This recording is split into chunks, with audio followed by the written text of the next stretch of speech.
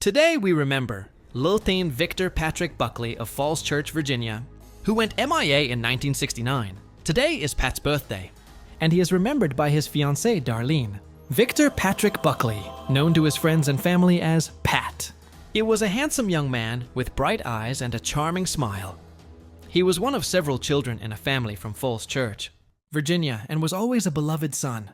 Pat was not only intelligent and humorous, but he was also a man who loved to read and embrace life.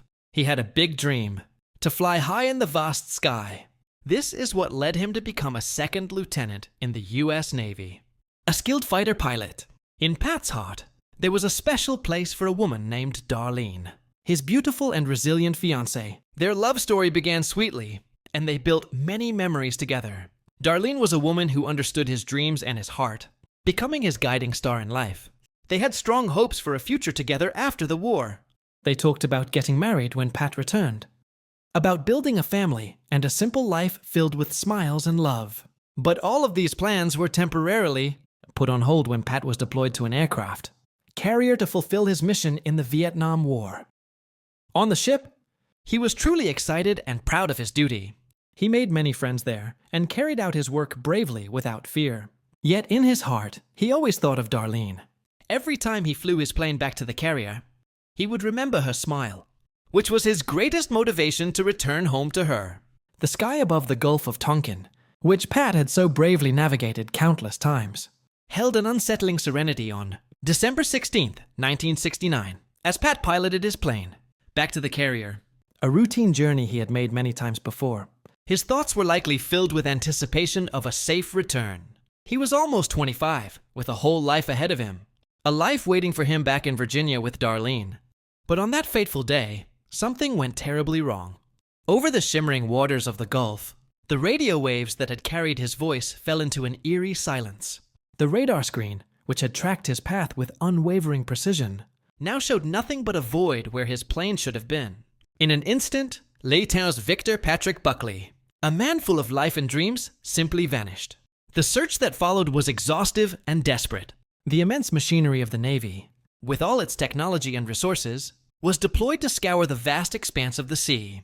But the ocean, as if guarding its secret, remained stubbornly silent.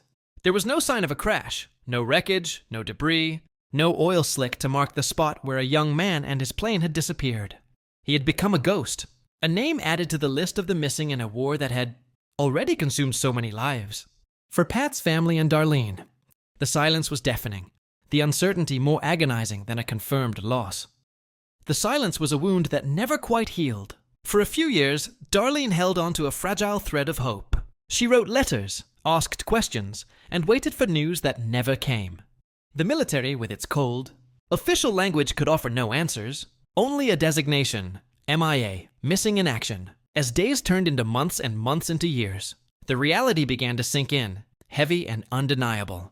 The world, so full of him just a short time ago, had to be rebuilt without him.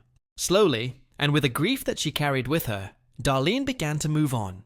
She married a man she knew Pat would have liked, someone bright, funny, a lover of life and books. He was a kind and understanding partner, who was brave enough to love a woman who would always carry the memory of the sailor she had lost.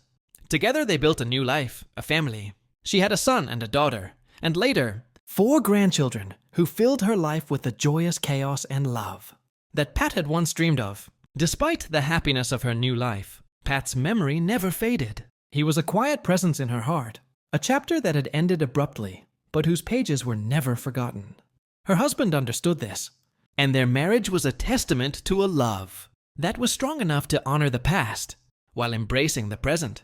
Darlene's life became a beautiful tapestry, woven with threads of both joy and sorrow, a tribute to the man she lost and the life she built.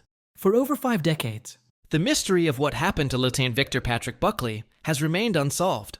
The Gulf of Tonkin has held its secrets, and Pat, along with over 1,500 other American servicemen, remains stubbornly missing from the Vietnam War. His name is etched on Panel Fintestúbalo, line 61 of the wall in Washington, D.C., a stark and permanent reminder of his sacrifice and the unfinished story of his life. In her tribute, Darlene reflects on the passage of time. Pat would have been 81 years old today. The years have flown by, filled with the life she built. a family she raised, and a love she honored. She remembers her late husband, who passed away in January of this year, and how he, like Pat, was a man who loved life and was brave, enough to love a woman who carried a profound and lasting memory. This act of remembering is her way of keeping Pat's spirit alive, ensuring that he is not just a name on a wall, but a cherished person with a story, a face, and a legacy of love. Pat's story is a powerful testament to the enduring human cost of war. His disappearance represents not just a single life lost, but the perpetual grief and uncertainty that thousands of families have faced.